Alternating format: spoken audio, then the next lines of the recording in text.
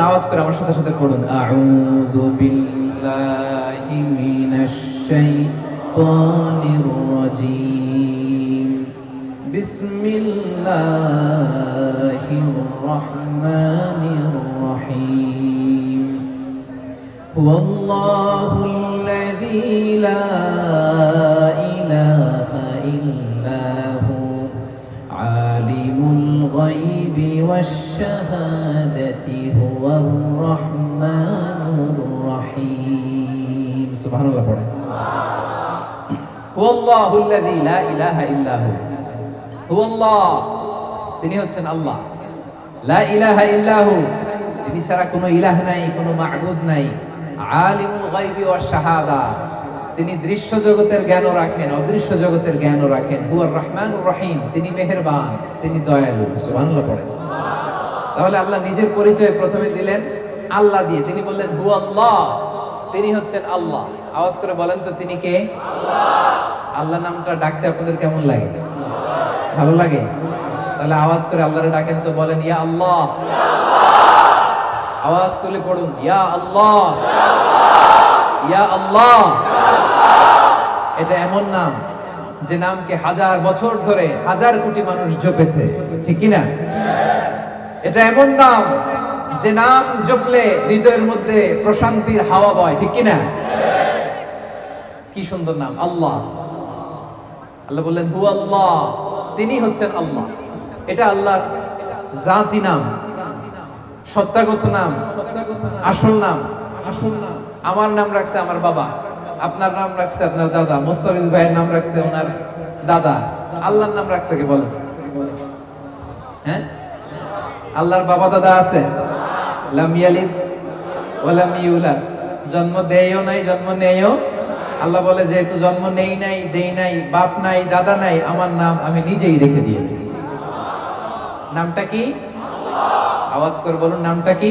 আল্লাহ যত জায়গায় আল্লাহ তাআলা পরিচয় দিয়েছেন এভাবে বলেছেন হু আল্লাহ তিনি হচ্ছেন আল্লাহ তিনি কি আল্লাহ আবার বিভিন্ন জায়গায় আল্লাহ তাআলা বলেছেন নিশ্চয়ই আমি আল্লাহ ইন্নানি আনাল্লাহু লা ইলাহা ইল্লা আনা ফা'বুদনি ওয়া আকিমিস সালাতা লিযিকরি নিশ্চয়ই আমি হলাম আল্লাহ তিনি কে আল্লাহ ইন্নানি আনাল্লাহ লা ইলাহা ইল্লা আনা আমি আল্লাহ আমি ছাড়া কোনো ইলাহ নাই এক ইলাহ তিনি প্রথম তিনি শেষ তিনি প্রকাশ্য তিনি গোপন যখন কেউ ছিল না তখন ছিল কে যখন কেউ থাকবে না তখন থাকবে কে তিনি সূচনাহীন অতীত থেকে আছেন তিনি শেষহীন ভবিষ্যৎ পর্যন্ত থাকবেন হুয়াল আউয়াল হুয়াল আখির তিনি প্রথম তিনি শেষ ঠিক কি না এজন্য রব্বুল আলামিন বলেন হুয়াল আউয়াল ওয়াল আখির ওয়াল যাহির ওয়াল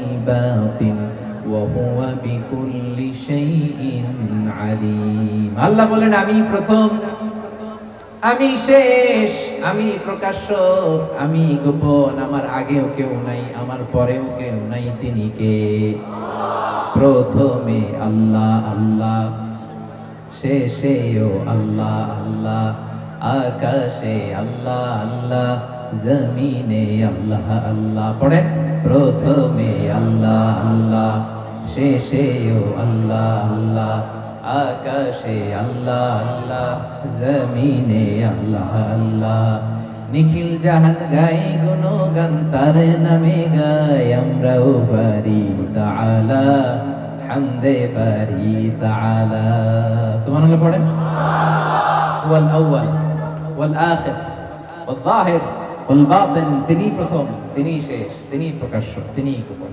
হুয়াল্লাহুল্লাযী লা ইলাহা ইল্লা হু আল্লাহ বলেন তিনি আল্লাহ যিনি ছাড়া কোনো ইলাহ নাই আমাদের ইলাহ কয়জন আওয়াজ করে বলতে হবে ইলাহ কয়জন ওয়া ইলাহুকুম ইলাহু ওয়াহিদুন লা ইলাহা ইল্লা হু তিনি এক ইলাহ একাধিক ইলাহ আমাদের ধর্মে নাই ঠিক কি না ইলাহু ওয়াহিদ এক ইলাহ এক ইলাহ হইলে আমাদের জন্য সুবিধা বেশি না ইলাহ বেশি হইলে সুবিধা বেশি বলেন তো আমার মালিক একজন হইলে ভালো না তিনজন হইলে ভালো একজন হইলে তিনি যা বলে ওইটা মানলেই হয়েছে ঠিক কিনা ওনার মন জোগায় চলতে পারলেই হয়েছে ঠিক কিনা তিনজন যদি হয় হ্যাঁ, ঝামেলা আছে না নাই? একজন বলবে এটা করলি না কেন, উনি বলবে এটা করলি না কেন, সে বলবে এটা করলি না কেন। না, আমাদের এক খোদা, এক ইলাহ, তারে খুশি করতে পারলে আমাদের সব হয়ে গেল। চিল্লায় বলেন ঠিক কিনা? এজন্য রব্বুল আলামিন বলেন, লাউ কানা ফীহিমা আলিহাতুন ইল্লাল্লাহু লাফাসাদাতা ফাসুবহানাল্লাহি রাব্বিল আরশি আম্মা ইয়াসিফুন। এই আকাশ আর জমিনের মধ্যে যদি এক ইলাহ না থেকে অনেকগুলো ইলাহ হতো, তাহলে আকাশ জমিন মুহূর্তের মধ্যেই ভেঙে পড়তো। তোমরা আল্লাহর নামে যে সমস্ত কথা রটাও, সেগুলো থেকে আল্লাহ অনেক পবিত্র। সুবহানাল্লাহ। আকাশ জমিনে এক আল্লাহ না থেকে দুই আল্লাহ, তিন আল্লাহ হইলে ভেজাল আছে না নাই? দেখেন এখন গোটা বসুন্ধরা কি চমৎকার একটা ব্যালেন্স, মাল্টি ডাইমেনশনাল ইউনিভার্স, কত চমৎকার। সকালবেলা সূর্য ওঠে, দিন শেষে সূর্য ডোবে, বৃষ্টি নামে, ঝর্ণা পড়ে, দিন গড়িয়ে মাস আসে, মাস গড়িয়ে বছর আসে। গোটা বিশ্বের এই যে ইকোলজিক্যাল ব্যালেন্স, এই যে ভারসাম্য, এর মধ্যে কোনো পরিবর্তন আছে? নাই। কারণ ইলাহ কয়জন? লাউ কানা ফীহিমা আলিহাতুন ইল্লাল্লাহ লাফাসাদাতা। আকাশ আর জমিনে এক ইলাহ না থেকে যদি একাধিক হতো, এই বিশ্ব ব্যবস্থা ভেঙে খান খান হয়ে যেত। ঠিক কি না? তাহলে হুয়াল্লাহুল্লাযী লা ইলাহা ইল্লাহু, তিনি ছাড়া কোনো ইলাহ নাই। তাহলে আওয়াজ করে বলতে হবে, আমাদের ইলাহ কয়জন? আল্লাহ এভাবে নিজের পরিচয়টা শুরু করলেন সূরা হাশরের শেষ 3 আয়াতে। তিনি হলেন আল্লাহ, তিনি ছাড়া কোনো ইলাহ নাই। তিনি হলেন এক ইলাহ, এক মাবুদ। তিনি ছাড়া একাধিক ইলাহ হলে গোটা বিশ্ব ব্যবস্থা ভেঙে যেত, খান খান হয়ে যেত। এরপরে তিনি বললেন, আলিমুল গায়বি ওয়াশ শাহাদাতি হুয়ার রহমানুর রহিম। আলিমুল গায়বি ওয়াশ শাহাদা, the knower of seen and unseen world, the knower of open and secret। যেটা ওপেন এটাও তিনি জানেন, যেটা সিক্রেট ওইটাও জানেন, যেটা সিন দৃশ্যমান ওইটাও জানেন, যেটা আনসিন দেখা যায় না ওইটাও জানেন। সুবহানাল্লাহ। আমাদের কাছে যেটা জানা দৃশ্যমান এটাও জানেন, আমাদের কাছে যেটা অজানা অদৃশ্য ওইটাও জানেন। আসলে ইলমুল গায়ব এটা আল্লাহর জন্য না, এটা আমাদের দিক থেকে ইলমুল গায়ব। তার জন্য কোনো গায়ব নাই, তার জন্য সব শাহাদা, তার জন্য সব হাজির। তিনি মহাবিশ্বের শুরু থেকে শেষ পর্যন্ত এট এ গ্ল্যান্সে একবারে দেখেন। চিল্লায় বলেন ঠিক কি না? অতীত, বর্তমান, ভবিষ্যৎ এটা আমাদের জন্য। আল্লাহর জন্য অতীত আছে, বর্তমান আছে, ভবিষ্যৎ আছে। সেই মহাবিশ্বের শুরু থেকে শেষ পর্যন্ত তার কাছে সমান। আমরা যে বলি ইলমুল গায়েব, অদৃশ্যের খবর, এটা ফ্রম আওয়ার সাইড, আমাদের দিক থেকে ইলমুল গায়েব। আল্লাহর জন্য আবার কিসের ইলমুল গায়েব?